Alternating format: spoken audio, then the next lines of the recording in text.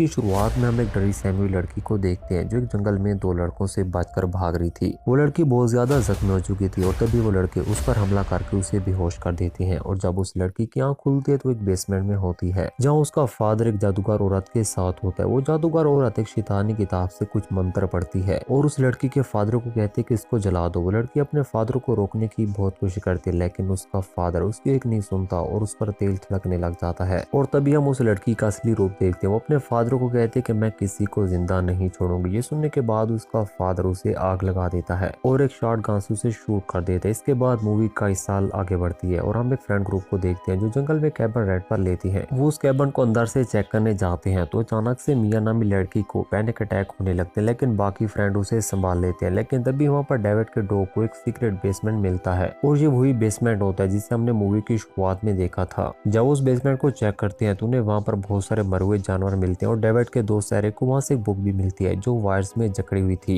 Eric उस book को अपने पास रख लेते हैं और जब वो बाहर आते हैं तो एरिक उस बुक की वायर्स को काट कर उसे खोल लेता है और उसको पढ़ने लग जाता है। उस बुक में अजीब अजीब साइन और पैटर्न से और जैसे जैसे एरिक उस बुक को पढ़ता जा रहा था वैसे जंगल से खास किस्म की पावर मिया की तरफ बढ़ती है और देखती देखती उसके अंदर घुस जाते हैं जिससे मिया को उल्टी आने लगते हैं। तभी मिया को वहाँ पर एक औरत दिखाई देती है जो उसे अपनी तरफ बुला रही थी। ये देखकर मिया बहुत ज्यादा डर जाती है और अपनी गाड़ी लेकर वहाँ से भाग पड़ती है। वो कुछ ही दूर आगे पहुंचते तो औरत अचानक से मिया की गाड़ी के सामने आ जाते हैं जिससे मिया बहुत ज्यादा डर जाती है और उसकी गाड़ी का एक्सीडेंट हो जाता है। इसके बाद मिया गाड़ी से जख्मी हालत में निकलती है और वहाँ से भागने लगती है लेकिन वो औरत ठीक उसके सामने आ जाती है और अपनी काली लंबी जुबान बाहर निकालती है और मिया की बॉडी में एंटर कर देती है जिससे मिया पूरी तरह शैतानी औरत के कंट्रोल में आ जाती है। दरअसल ये एक डीमन होता है जो उस किताब के खुलने के बाद आजाद हो चुका था। दूसरी तरफ हम डेविड और उसकी फ्रेंड ओलिविया को देखते हैं जो मिया को ढूंढते हुए इस जगह तक पहुंच जाते हैं जहाँ मिया उन्हें शांति से एक पेड़ के साथ बैठी हुई मिलती है। वो मिया को वापस कैबिन में ले आते हैं लेकिन अब मिया बहुत ज्यादा डर चुकी थी और वो बार बार कही जा रही थी कि वो शैतान हम सबको मार देगा लेकिन किसी को भी उसकी बातें समझ नहीं आ रही थी और अचानक से उसकी हालत और भी खराब होने लगती है। ये देखकर डेविड उसे हॉस्पिटल ले जाने लगते हैं लेकिन बारिश ज्यादा होने की वजह से बाढ़ आ जाती है और वो रोड क्रॉस नहीं कर पाती इसलिए ना चाहते हुए भी डेविड मिया को लेकर वापस आ जाता है। इसके बाद ओलिविया मिया को नीति गोलियां देकर सुला देती है। दूसरी तरफ हम एरिक को देखते हैं जो सभी को कहते हैं मुझे तो लगता है कि मिया पर किसी काली ताकत ने कब्जा कर लिया लेकिन कोई भी उसकी बातों का यकीन नहीं करता।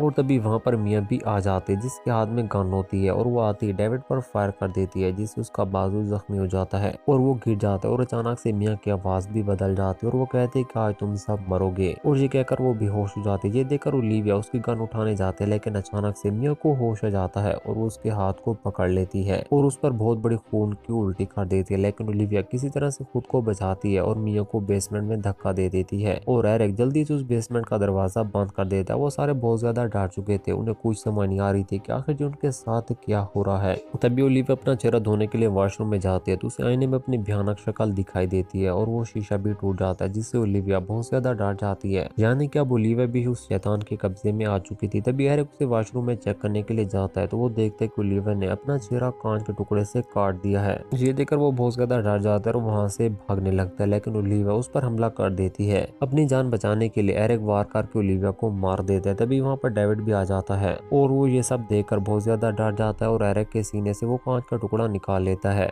इसके बाद पट्टी लाने के लिए डेविड नताशा को कमरे में भेजता है लेकिन जब वो कमरे में जाने लगते हैं तो उसे बेसमेंट से मिया रो रो कर आवाजें देती है। ये देखकर नताशा उसको चेक करने के लिए बेसमेंट में जाती है तो मिया उस पर हमला कर देती है। उसकी चीखें सुनकर डेविड मौके पर आ जाता है और उसको बचा लेते। इसके बाद डेविड बेसमेंट के दरवाजे को जंजीरों से बंद कर देता है। दूसरी तरफ हम एरिक को देखते हैं जो शैतानी किताब को जला रहा था लेकिन वो जाली नहीं रही थी और तभी वहाँ पर नताशा आ जाती है जिसका चेहरा पूरी तरह से बदल चुका था, यानी क्या वो भी शैतान के कब्जे में थी। वो एरिक पर हमला करके उसे बेदर्दी से मार देती है लेकिन तभी वहाँ पर डेविड आ जाता है और उसे शूट कर देता है। अब डेविड फैसला करता है कि उस घर को जला देगा ताकि वो शैतान यहीं पर खत्म हो जाए और डेविड ऐसे ही करता है। वो घर के चारों तरफ पेट्रोल छिड़कर उसे आग लगा देता है और यहीं पर हमारे इस मूवी का भी एंड हो जाता है। तो दोस्तों अगर आपको हमारी ये वीडियो पसंद है तो प्लीज हमारी वीडियो को लाइक शेयर और हमारे चैनल को सब्सक्राइब करना मत भूलिए।